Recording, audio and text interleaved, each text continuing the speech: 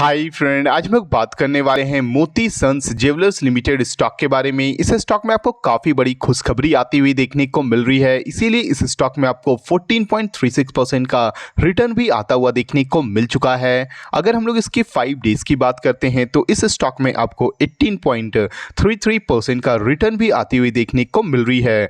आज की इस वीडियो में हम लोग बात करने वाले हैं कि क्या आपको इस स्टॉक में अभी भी इन्वेस्ट करना है या इसे अवॉइड करना है। सबसे पहले हम लोग कंपनी के फाइनेंशियल पे नज़र डालने वाले हैं, उसके बाद इसके चार्ट पे चल के समझने वाले हैं कि इस स्टॉक में आपको कहां तक का टारगेट आती हुई देखने को मिल रही है। सबसे पहले हम लोग कंपनी के कुछ बेसिक फाइनेंशियल पे नज़र डालते हैं। कंपनी का जो मार्केट कैप है वो आपको 1905 करोड़ रुपीज़ का देखने को मिल रहा है। स्टॉक का जो पी रेशियो है वो आपको 28.5 रुपीज़ का देखने को मिल रही है।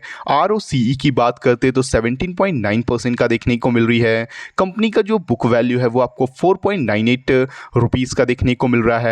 ROCE की बात करते हैं तो आपको 14% का देखने को मिल रही है और कंपनी का जो फेस वैल्यू है वो आपको 1 रुपीज़ में देखने को मिल रही है। अगर हम लोग इस कंपनी के क्वार्टरली रिजल्ट्स पे नज़र डालते हैं तो आप देख सकते हो कंपनी का जो सेल्स आपको मार्च 2026 में आपको ये 137 करोड़ रुपीज़ का था, वही जून वाले क्वार्टर में आपको ये डिक्लाइन होके 107 करोड़ रुपीज़ का होता हुआ देखने को मिल रहा है।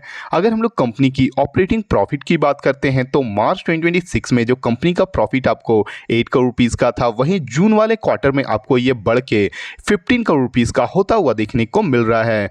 कंपनी आपको क्वार्टर ऑन क्वार्टर बेसिस पे कंपनी का सेल्स में तो आपको थोड़ी सी गिरावट आती हुई देखने को मिल रही है, मगर जो कंपनी का प्रॉफिट है वो आपको बढ़ता हुआ देखने को मिल रहा है।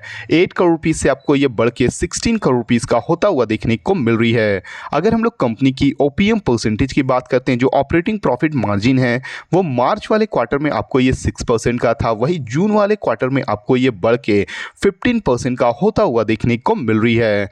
अगर हम लोग इस कंपनी के प्रॉफिट एंड लॉस स्टेटमेंट पे नज़र डालते हैं ईयर ऑन ईयर बेसिस पे तो आप देख सकते हो कंपनी का जो सेल्स आपको मार्च 2025 में आपको ये 462 करोड़ रुपीज़ का था, वहीं मार्च 2026 में आपको ये बढ़ के 490 करोड़ रुपीज़ का होती हुई देखने को मिल रही है।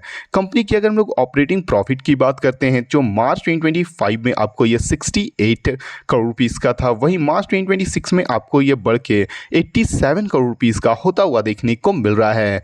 कंपनी का जो प्रॉफिट एंड लॉस स्टेटमेंट है वो आपको ईयर ऑन ईयर बेसिस पे कंपनी का आपको सेल्स भी बढ़ती हुई देखने को मिल रही है और कंपनी का आपको प्रॉफिट भी बढ़ता हुआ देखने को मिल रहा है।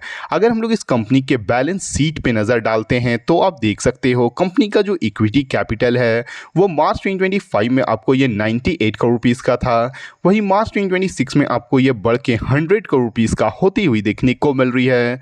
कंपनी की अगर हम लोग रिजर्व्स की बात करते हैं तो इस कंपनी में रिजर्व कितना है, तो मार्च 2025 में जो कंपनी का रिजर्व आपको 315 करोड़ रुपीज़ का था, वहीं मार्च 2026 में आपको ये बढ़ के 399 करोड़ रुपीज़ का होता हुआ देखने को मिल रही है।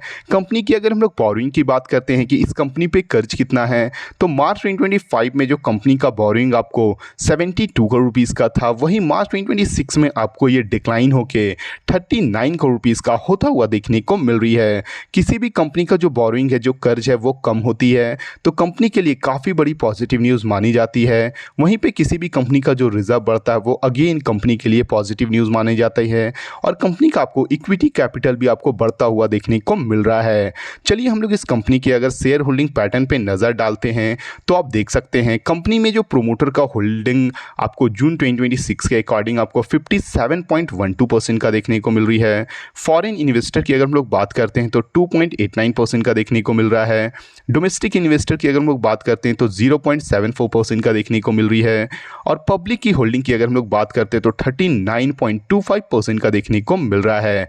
कंपनी का ओवरऑल फाइनेंशियल आपको काफ़ी अच्छी देखने को मिल रही है। चलिए हम लोग इसके चार्ट पे चल के समझते हैं कि इस स्टॉक में आपको कहां तक का टारगेट आती हुई देखने को मिल सकती है। जैसे कि आप देख सकते हैं हम लोग इस स्टॉक के चार्ट के ऊपर आ चुके हैं। ये जो स्टॉक है वो करेंटली अभी आपको 16.75 रुपीज़ के पास ट्रेड करता हुआ देखने को मिल रहा है। इस स्टॉक का जो सबसे पहला जो रेजिस्टेंस है वो आपको 18 रुपीज़ का देखने को मिल रही है। अगर ये स्टॉक आपको 18 रुपीज़ को ब्रेकआउट करती है तो ये स्टॉक आपको 24 रुपीज़ तक जाता हुआ देखने को मिलेगी। अगर ये स्टॉक आपको 24 रुपीज़ को भी ब्रेकआउट करती है तो ये स्टॉक अपने फिर से अपने ऑल टाइम जो हाई है 33.67 रुपीज़ के पास आती हुई देखने को मिल सकती है। अगर आप भी इस स्टॉक में इन्वेस्ट कर चुके हो या इसमें इन्वेस्ट करने के बारे में सोच रहे हो तो एक बार खुद की भी एनालिसिस ज़रूर करें, क्योंकि ये जो वीडियो वो केवल एजुकेशनल पर्पस के लिए है। अगर आपको इस वीडियो से थोड़ी भी वैल्यूएबल इंफॉर्मेशन मिली हो तो प्लीज़ वीडियो को लाइक और चैनल को सब्सक्राइब करना ना भूलें। Thank you.